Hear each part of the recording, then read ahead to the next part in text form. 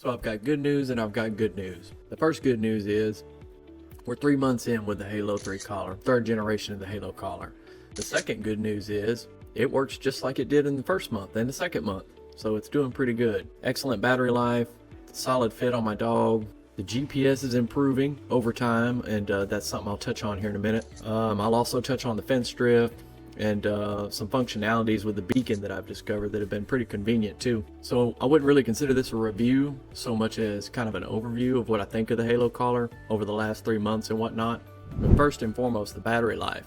The battery life is advertised as 24 hours. From the beginning, it's only been about 22 to 23 hours battery life, just letting it run, doing its thing inside and out. Traditional use. It comes with lithium ion batteries, and if you know anything about lithium ion, they're probably the best that you can get as far as, number of charging cycles, and Halo advertises 3 to 5 years of use with them. 3 months in, I mean, I'm hardly close to that number. So it's 22, 23 hours, like I said. It's and then it started to die on me in about an hour maybe to charge it.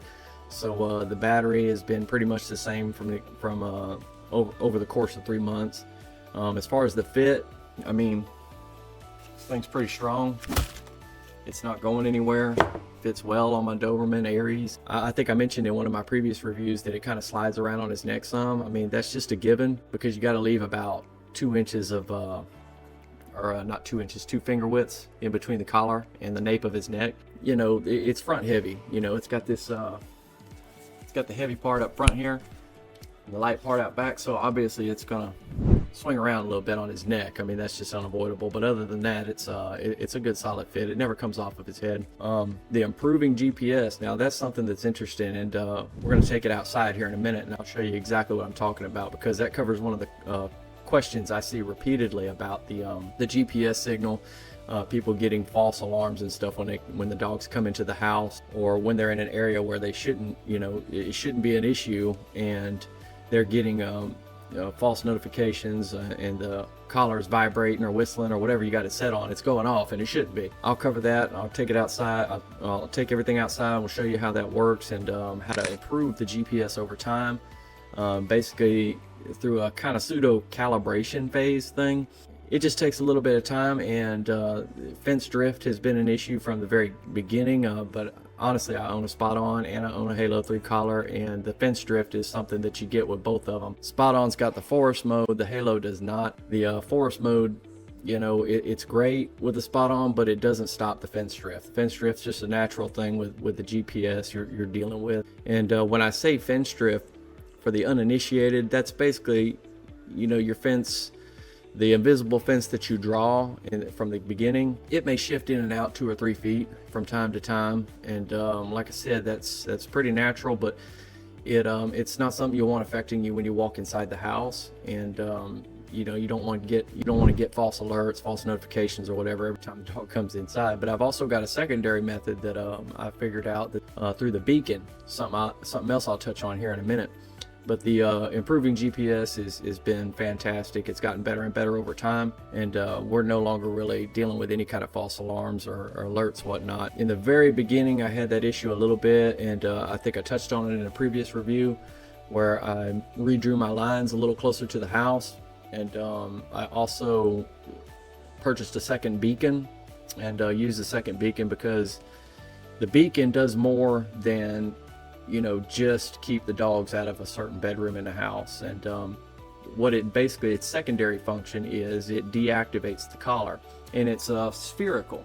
The signal's spherical. So, one thing you gotta be careful about is if you live in a 2-bedroom home and you have a beacon on the bottom floor, that sphere may penetrate the ceiling going into the bedroom above you.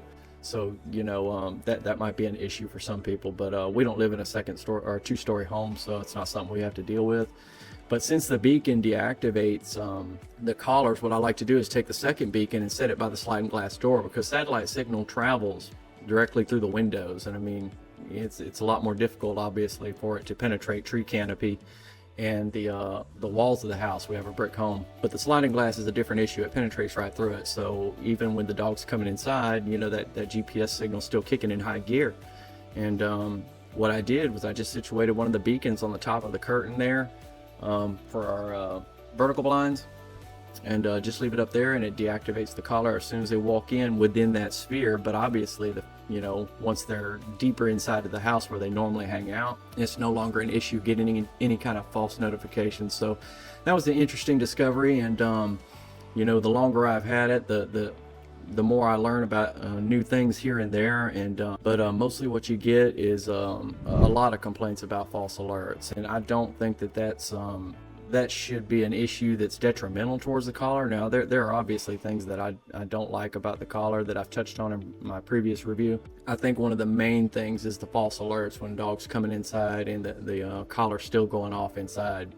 And I think that using the beacon and going outside, like I said, and recalibrating it and stuff like that fix the issue and improves the GPS in the long term. But we also wanted to cover some questions that other than the false alert thing, which is, like I said, that's a big one. But there's a lot of other questions that I've seen on my previous review and other Halo Collar 3 reviews.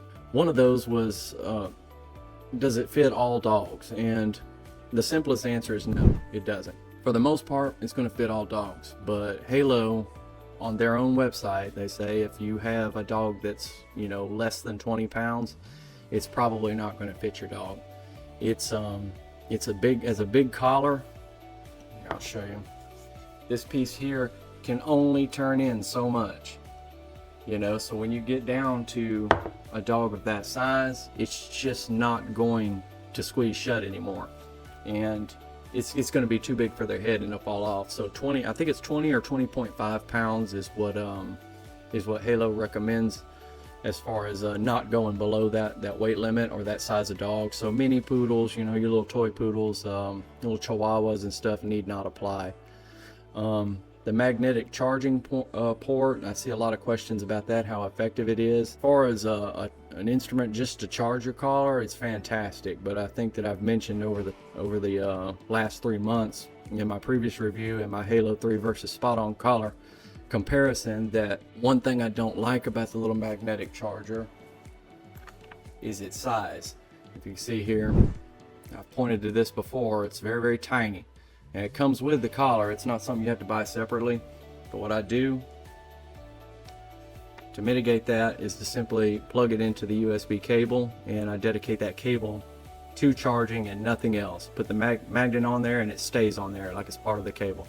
That's the best thing you can do with it, because it doesn't have a ring on it or anything else. You can't just put it on a set of keys and carry it around with you. Besides, it'd get dirty. But the reason Halo went with that instead of the traditional USB port or micro USB port is because it's a collar on a dog. Your dog's going to go outside and they're going to get filthy and they're going to get dirt and mud and everything else in the backyard stuffed into that tiny little port.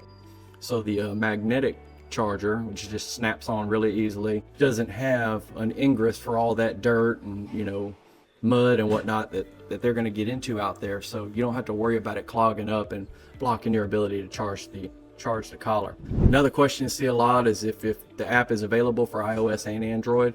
I have an iPhone. Halo says they are available for Android and iOS, so take them at their word. I do not have an Android, so I can't prove that.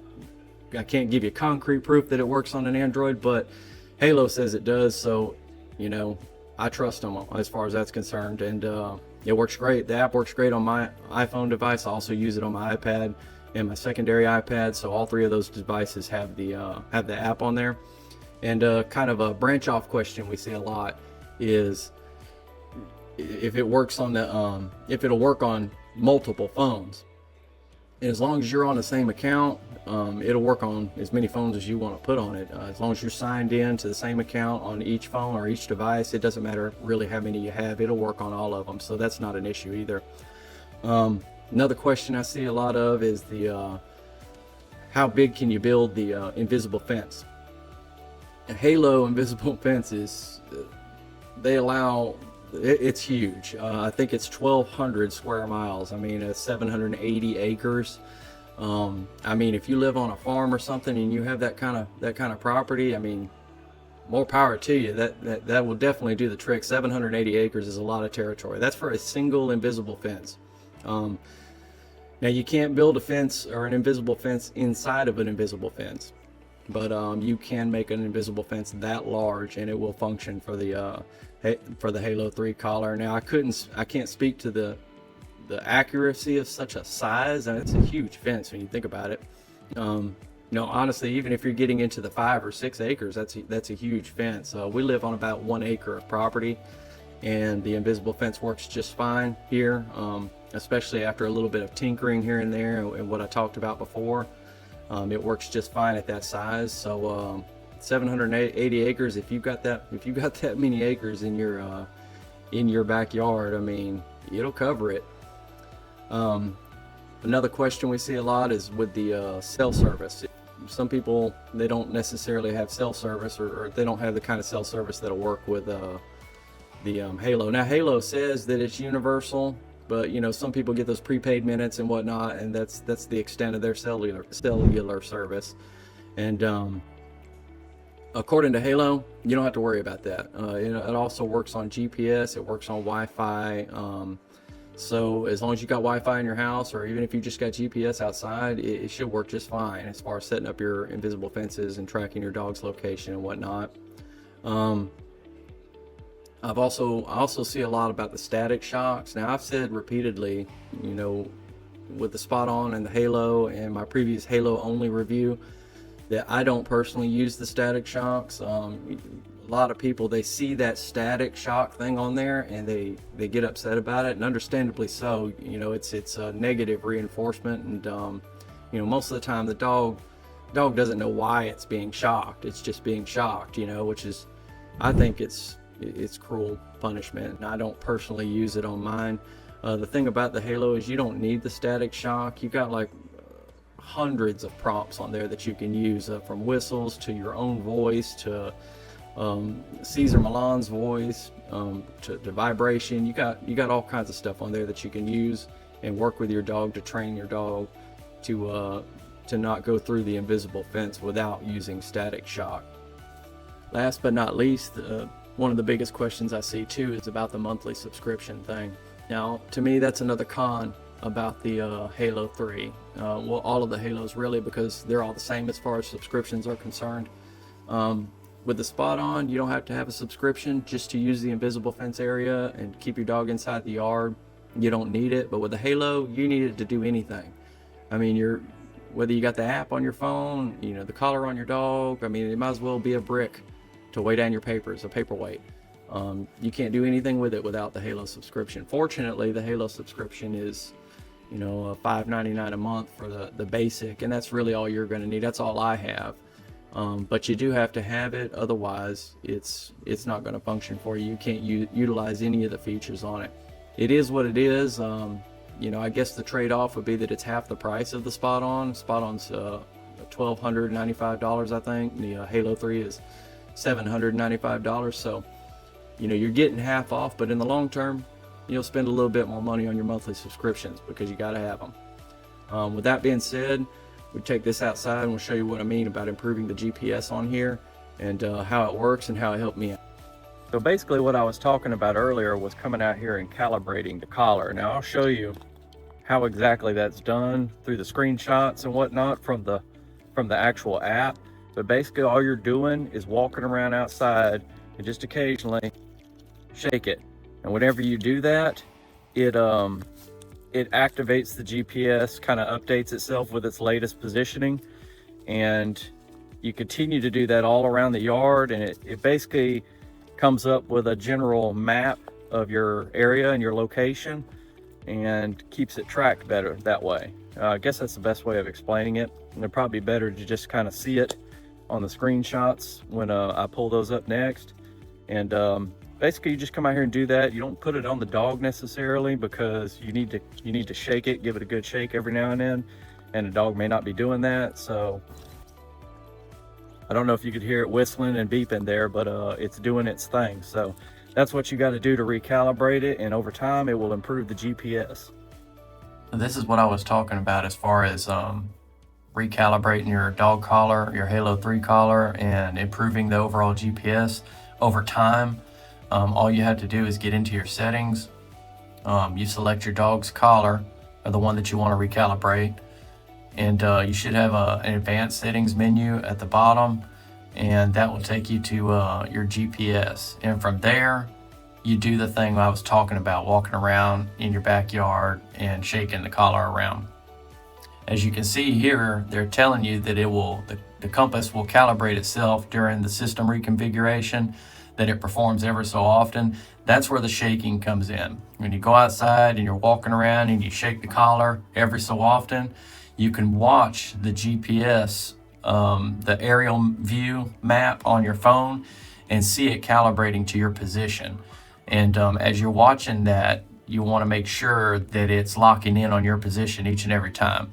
So like I said, over the last 3 months or whatnot, this has been extremely useful stuff. And as I'm learning, I'm making sure that you're getting the information as well.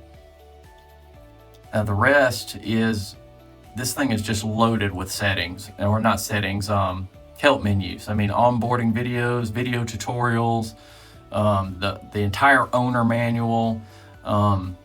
This is where the Halo really stands out to me over other variations like the SpotOn. I mean, the number of video tutorials in here and facts and stuff like that is just incredible. Any information you need, you're going to find it in here.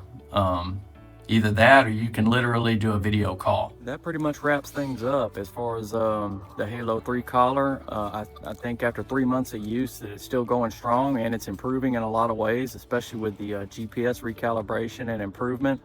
I think that it was definitely worth the investment. It's got a few little knickknacks here and there that I'm not a big fan of, such as the tiny magnetic charger and the fact that you have to have a subscription with it. But other than that, I think it was well worth the money. And don't forget, we got a lot more stuff coming up, some additional Halo 3 walkthrough videos. We got some other products that are in and we'll be reviewing in the future. So hit that like button and make sure you subscribe so we can bring that content directly to you.